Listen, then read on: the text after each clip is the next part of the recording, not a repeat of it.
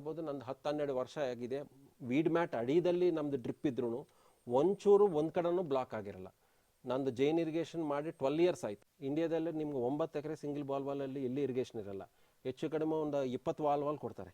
ಆ ತೋಟ ಒಳಗೆ ಹೋಗಿ ಅರ್ಧ ಗಂಟೆ ಆದಮೇಲೆ ಇದು ಆಫ್ ಮಾಡಿ ಇದು ಆನ್ ಮಾಡಿ.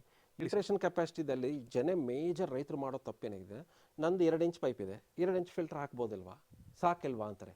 ಈಗ ನೋಡಿ ಮೇಡಮ್, ನಾವು ಹೈವೇಸಲ್ಲಿ ಹೋಗ್ತೀವಿ, ಟೋಲ್ ಗೇಟ್ ಬರ್ತದೆ. ಟೋಲ್ ಗೇಟ್ ಬರುವಾಗ ರೋಡ್ ಅಷ್ಟೇ ಅಗಲ ಇರ್ತದೆ, ಅಷ್ಟೇ ಅಗಲ ಇರ್ತದೆ, 3 ಫೂಟ್ 4 ಫೂಟ್ ಅಗಲ ಮಾಡ್ತಾರೆ. ಯಾಕೆ? ಟ್ರಾಫಿಕ್ ಅಲ್ಲಿ ಸ್ಲೋ ಆಯ್ತದೆ ಜನ, ಸೊ ಎಲ್ಲ ಟ್ರಾಫಿಕ್ ಬ್ಲಾಕ್ ಆಯ್ತದೆ ಅನ್ನೋ ಉದ್ದೇಶ. ಫಿಲ್ಟ್ರೇಷನು ಅದೇ. ಸೊ ಸಿಂಪಲ್ ಲಾಜಿಕ್ ಏನಂದರೆ, ನೀವು 2 ಇಂಚ್ ಪೈಪ್ ಇದ್ದರೆ 4 ಇಂಚ್ ಫಿಲ್ಟ್ರೇಷನ್ ಸಿಸ್ಟಮ್ ಹಾಕಬೇಕು. ಊರಿಗೆ ಹೊಂಟೋಯ್ತೀಯಪ್ಪ, ಹೋಗಿ ನಾನು ನೋಡ್ಕೋತೀನಿ. 40 ಎಕರೆನೂ ನಾನು ನೋಡ್ತೀನಿ. ಫಾರ್ಮ್ ಮ್ಯಾನೇಜ್ಮೆಂಟ್ 40 ಎಕರೆಗೂ ಜೀವಾಮೃತ ನೀರು ಮುಖಾಂತರನೇ ಹೊಂಟೋಯ್ತದೆ. ಸೊ ನಾವು ಜೀವಾಮೃತಕ್ಕೆ ಒಂಥರ ಹೋಗೋದು, ಗೊಬ್ಬರಕ್ಕೆ ಒಂಥರ ಮಾಡೋದು ಇದೇನಿಲ್ಲ. 8 ಲಕ್ಷ ಲೀಟರ್ ಟ್ಯಾಂಕು, 7000 ಲೀಟರ್ಸ್ ಅಂದರೆ 1 ಲಾರಿ ಅಷ್ಟು ಜೀವಾಮೃತ ಪ್ರತಿ ದಿನಾನೂ ಇದಕ್ಕೆ ಬೀಳ್ತದೆ. ಇದರಲ್ಲಿ ಏನಾಗುತ್ತೆ, ಬೋರ್ಗೆ ನೀವು ಡ್ರಿಪ್ಪಲ್ಲಿ ಕಳಿಸೋ ಕಷ್ಟ ಕೊಡ್ತಾ ಇಲ್ಲ, ಬರೀ ಆ ಬೋರ್ನಿಂದ ನೀರು ಬಂದು ಟ್ಯಾಂಕ್ ಬಿದ್ದುಬಿಡ್ಲಿ. ಇದರಿಂದ ಬೇರೆ ಪಂಪ್ ಮಾಡೋದ್ರಿಂದ ನಿಮಗೆ ಆ ಕೆಲಸನ ಇಬ್ಬರು ಹಂಚ್ಕೋತಾರೆ. ಸರ್, ಅದು ಸೆಂಟ್ರಲೈಸ್ಡ್ ಇರಿಗೇಷನ್ ಸಿಸ್ಟಮ್ ಅಂತ.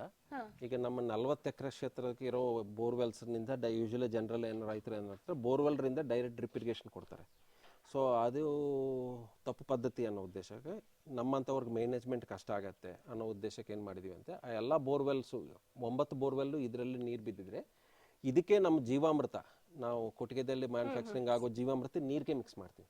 ಸೊ ನೀವು ನೋಡ್ತಾ ಇರೋದು ಒಂದು ಪೈಪ್ ಹೋಗಿ ಅಲ್ಲಿ ಒಂಥರ ಮೆಸ್ ಥರ ಇದೆಯಲ್ಲ, ಆ ಮೆಸ್ಸಲ್ಲಿ ಬೀಳ್ತದೆ ಜೀವಾಮೃತ, ಅದು ನೀರಲ್ಲಿ ಮಿಕ್ಸ್ ಮಾಡಿಬಿಟ್ಟು, ಸೊ ಇಡೀ ಪ್ಲಾಟ್ಗೆ 40 ಎಕರೆಗೂ ಜೀವಾಮೃತ ನೀರು ಮುಖಾಂತರನೇ ಹೊಂಟೋಯ್ತದೆ.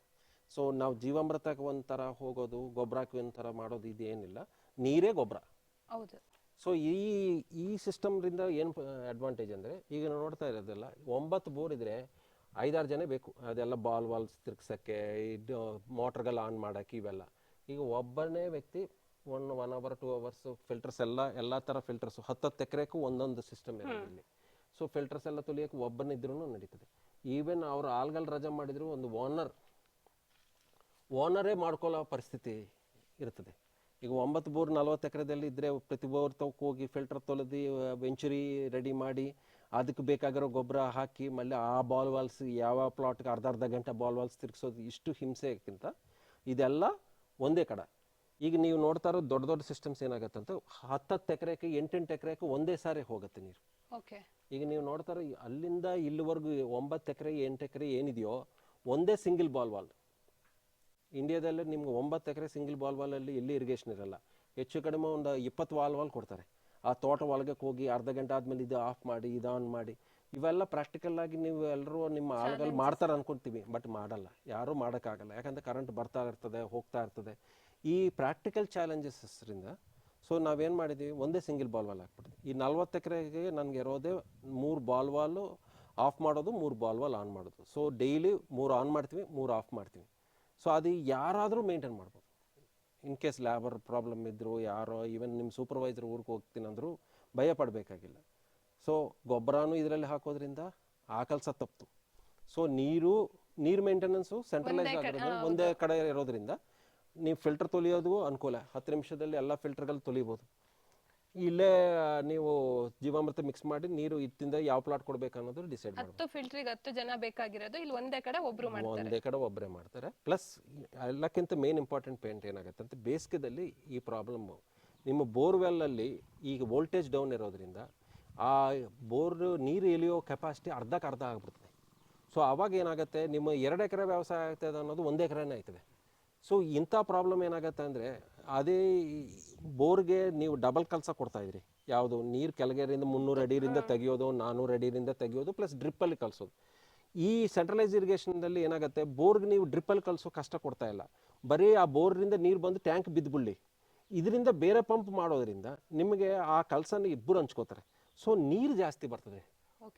ನಿಮ್ಮ ಬೋರ್ವೆಲ್ಲರಿರೋ ನೀರು 10,000 ಲೀಟರ್ ಕೆಪಾಸಿಟಿ 10 ಬರ್ತದೆ. ಅದೇ ನೀವು ಡ್ರಿಪ್ ಕನೆಕ್ಷನ್ ಕೊಟ್ಟಿದ್ದೀರಿ ಅನ್ಕೊಳ್ಳಿ, 5,000 ಲೀಟರ್ ಇಲ್ಲಿತ್ತದೆ, 5,000 ತಲ್ತದೆ, ಕೆಪಾಸಿಟಿನ ಹಂಚ್ಕೋತದೆ. ಯಾಕಂದರೆ ವೋಲ್ಟೇಜ್ ಕಮ್ಮಿ ಇರೋದು. ಸೊ ಇಂಥವೆಲ್ಲ ಪ್ರಾಬ್ಲಮ್ಸ್ ಪ್ರಾಕ್ಟಿಕಲ್ ಆಗಿ ನಮ್ದು HD ಕೋಟೆ ಮೂಲ ಏರಿಯಾ, ಇಲ್ಲಿ ವೋಲ್ಟೇಜ್ ಸಮ್ಮರ್ ಬಂದರೆ 240 250ಕ್ಕೆ ಬಿದ್ದುಬಿಡ್ತದೆ, ಮೋಟ್ರ್ ಸ್ವಿಚ್ಚೇ ಆನ್ ಆಗಲ್ಲ. ಈಗ ನೀವು ಆ ಟೈಮಲ್ಲಿ ನೀವು 300 ಅಡಿಯಿಂದ ನೀರು ತೆಗೆದು ಬೋರಲ್ಲಿ ನೀವು ಎಲ್ಲ ಡ್ರಿಪ್ಪಲ್ಲಿ ಕಲಿಸಿ ಅಂತೂ ನೀವು ಕಲಸ ಕೊಟ್ಟಿದ್ರೆ ಏನಾಗುತ್ತೆ, ಅದು ಡಬಲ್ ಕಲಸ ಆಗುತ್ತೆ.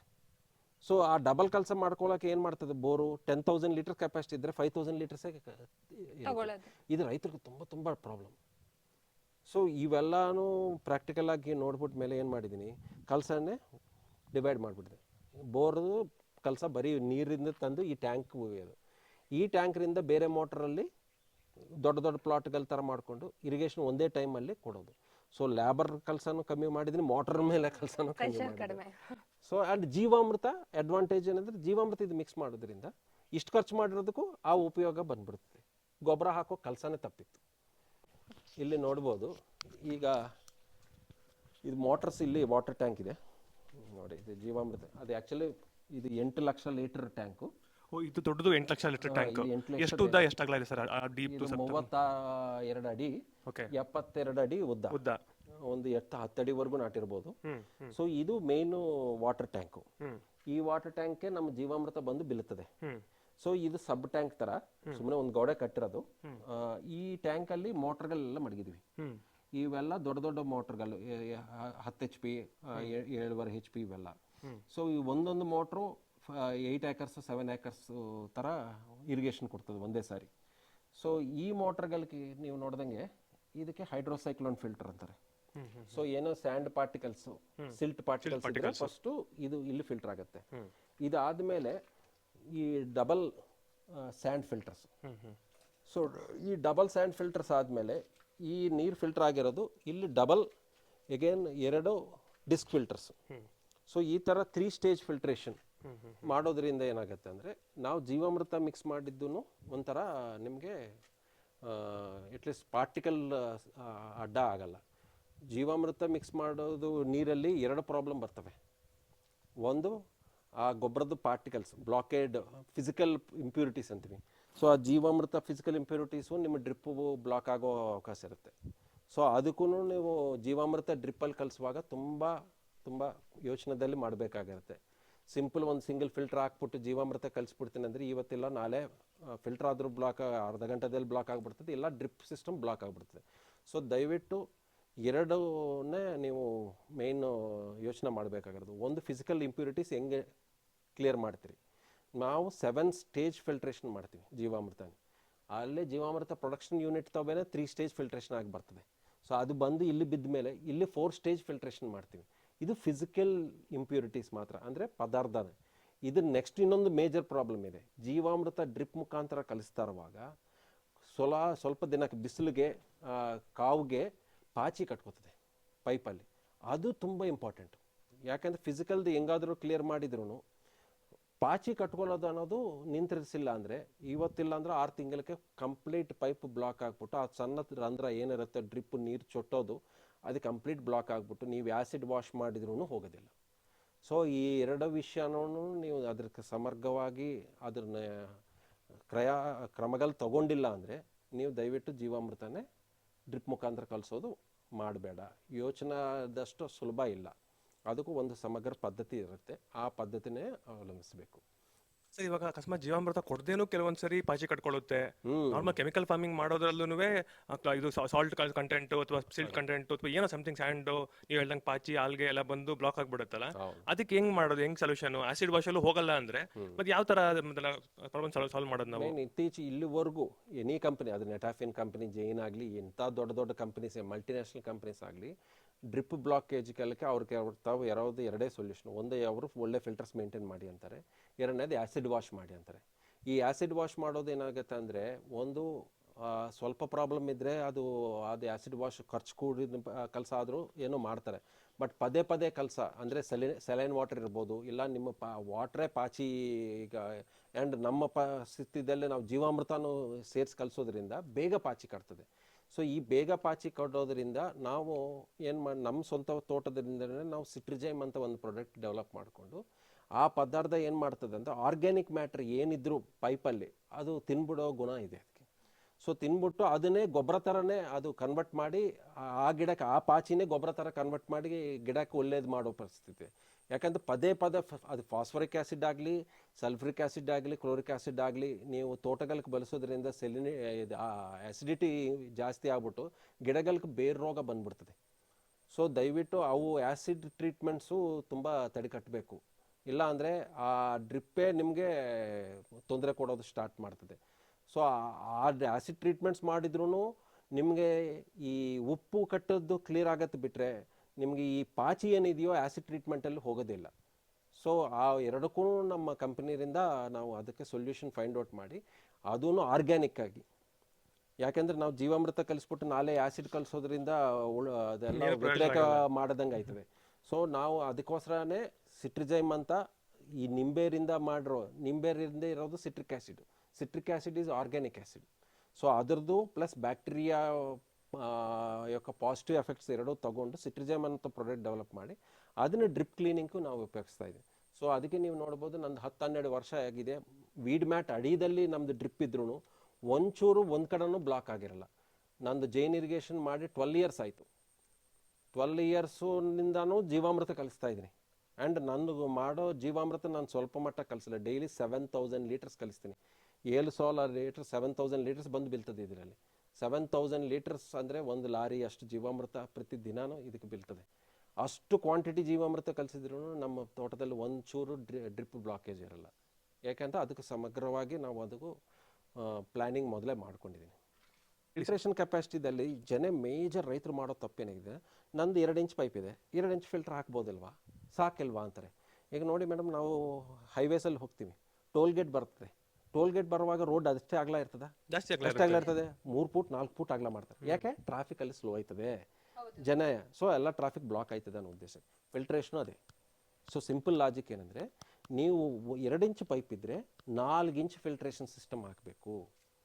ಆ 4 ಇಂಚ್ ಫಿಲ್ಟ್ರೇಷನ್ ಸಿಸ್ಟಮ್ ಹಾಕುವಾಗ ಏನಾಗುತ್ತೆ, ನಿಮ್ಮದು ಏನಾದರೂ ಡಸ್ಟ್ ಬಂದರೂ ಅರ್ಧ ಭಾಗ ಫಿಲ್ಟರ್ ಕೆಲಸ ಮಾಡ್ತಾ ಇಲ್ಲ, ಬಾಕಿ ಅರ್ಧ ಭಾಗ ನಿಮ್ಮ 2 ಇಂಚ್ ನೀರು ಸರಿ ಕಲಿಸ್ತದೆ. ನೀವು 2 ಇಂಚ್ ನೀರು ಹಾಕಿ 2 ಇಂಚ್ ಫಿಲ್ಟರ್ ಹಾಕಿದರೆ ಅದು 1 ಗಂಟೆ ಆದಮೇಲೆ ನೀವು ಅನ್ಕೊಳ್ಳೋ ಥರ ಅದು ಡಸ್ಟೋ ಗಿಷ್ಟೋ ಕೂತಿದ್ರೆ ಅರ್ಧ ಭಾಗ ಎಫಿಷಿಯನ್ಸಿ ಹೋಗಿದ್ರೆ 1 ಇಂಚ್ ನೀರು ಹೋಗ್ತದೆ ಆಚೆಗೆ. ಸೊ ನಿಮ್ಮ ಫೇಲ್ಯೂರ್ ಆಯ್ತಲ್ಲ ಸಿಸ್ಟಮ್. ಸೊ ಅದಕ್ಕೆ ನನ್ನ ಸಿಸ್ಟಮಲ್ಲಿ 3 ಇಂಚ್ ಪೈಪ್ ಇದ್ದರೆ ಡಬಲ್ 3 ಇಂಚ್ ಅಂದರೆ 6 ಇಂಚ್ ಫಿಲ್ಟ್ರೇಷನ್. ಪ್ರತಿಯೊಂದು ಡಬಲ್ ಇರ್ತವೆ. ಇದೆಲ್ಲ ಹೇಳ್ಕೊಳಕ್ಕೆ ಸ್ವಲ್ಪ ದುಡ್ಡು ಖರ್ಚು ಅನ್ಕೋತೀವಿ, ಬಟ್ ಇವೆಲ್ಲ ಪರ್ಮನೆಂಟ್ ಸೆಟಪ್ಸು. ನೀವು ಅಂಡರ್ ಗ್ರೌಂಡ್ ಮಾಡಿರೋದ್ರಿಂದ ಎಲ್ಲಿ ಬ್ಲಾಕ್ ಆಗಿದ್ರೆ ಅದು ಅಗಿಯೋದು, ಆಮೇಲೆ ಕಣ್ಣಿಡಿಯೋದು. ಅವಾಗ್ಲೇ ಅನ್ಕೊಂಡು ಹಿಂಗ್ ಮಾಡಿದಿರಲ್ಲಪ್ಪ ಹೇಗೆ ಅಂತ ನಿಮ್ಗೆ ಈ ಕಾನ್ಫಿಡೆನ್ಸ್ ಇರೋದ್ರಿಂದ ನೀವು ಅಂಡರ್ ಗ್ರೌಂಡ್ ಮಾಡಿ 10 ಇಯರ್ಸ್ ಆಯ್ತು ಮೇಡಮ್. 10 ಇಯರ್ಸ್ ಆ ಶೀಟ್ ಅಡಿಯದಲ್ಲಿದೆ. ಕೆಲವು ಪೈಪ್ ತೆಗಿಯಕ್ಕಾಗಲ್ಲ, ಎಲ್ಲ ಗಿಡ ಬೆಳ್ಕೊಂಡಿರ್ತದೆ. ಸೊ ಅಂಥ ಸಿಸ್ಟಮ್ಸ್ ಅಲ್ಲಿ ನೀವು ನಿಮ್ದಾಗಿ ಇರ್ಬೇಕು ಅನ್ಕೊಂಡ್ರೆ ನಿಮ್ಮ ಫಿಲ್ಟ್ರೇಷನ್ ಸಿಸ್ಟಮ್ ಪಕ್ಕ ಇರಬೇಕು. ಅದರಲ್ಲೇ ನಮ್ದು ಜೀವಾಮೃತ ಇರೋದ್ರಿಂದ ಇನ್ನೂ ಹೆಚ್ಚುಕಟ್ಟಾಗಿರ್ಬೇಕು ಕರೆಕ್ಟಾಗಿ. ಸೊ ಡಬಲ್ ಫಿಲ್ಟ್ರೇಷನ್ ತಾವು ದಯವಿಟ್ಟು ಸಬ್ಸಿಡಿ ಕೊಡ್ತಾ ಇರೋದು ಇಷ್ಟೇ ಅಂದ್ಬಿಟ್ಟು ದಯವಿಟ್ಟು ನೋಡಬೇಡ ರೈತರು. ಅವ್ರು 2 ಇಂಚ್ ಕೊಟ್ಟರೆ 2 ಇಂಚ್ ಅವ್ರದ್ದು ಇಟ್ಕೊಳ್ಳಿ, ಇನ್ನೊಂದು 2 ಇಂಚು ಪರ್ಚೇಸ್ ಮಾಡಿ, ಈ ಥರ ಬೈಪಾಸ್ ಅಸೆಂಬ್ಲಿ ಮಾಡ್ಕೊಳ್ಳಿ. 2 ಇಂಚ್ ನೀರನ್ನೇ 2 ಇಂಚ್ ಥರ ಡಬಲ್ ಮಾಡಿಕೊಂಡು ಮಲ್ಲಿ ತಿರ್ಗಿ ಜಾಯಿನ್ ಮಾಡ್ಕೊಳ್ಳಿ. ಸೊ 2 ಇಂಚ್ ಫಿಲ್ಟ್ರೇಷನ್ ಡಬಲ್ ಮಾಡಿ. ಅದು ನನ್ನೊಂದು ಸಣ್ಣ ಸಲಹೆ. ಕಿಲೋಮೀಟರ್ ನಡೀತಾರೆ, ನೆಕ್ಸ್ಟ್ ಅರ್ಧ ಕಿಲೋಮೀಟರ್ ನಡೀತಾರೆ ಇವರು ಅಂತ ಲೆಕ್ಕ ಹಾಕ್ಕೊಂಡು ನೀವು ಪ್ಲಾನಿಂಗೇ 1/4 ಕಿಲೋಮೀಟರ್ಗೆ ಮಾಡಬೇಕು. ಇಲ್ಲ ಅಂದರೆ ಅವ್ರು 1 ಕಿಲೋಮೀಟರ್ ನಡೀತಾರೆ, ನಾನು ತುಂಬ ಮ್ಯಾನೇಜ್ಮೆಂಟ್ ಮಾಡಿಬಿಟ್ಟು ಇವನ್ನ 2 ಕಿಲೋಮೀಟರ್ ಓಡಿಸ್ತೀನಿ ಅಂದ್ಕೊಂಡ್ರೆ ಉಲ್ಟಾ ಬ್ಯಾಕ್ ಫೇರ್ ಆಯ್ತದೆ. ಅಗ್ರಿಕಲ್ಚರಲ್ಲಿ ಮಾತ್ರ ನಡೆಯೋದೇ ಇಲ್ಲ.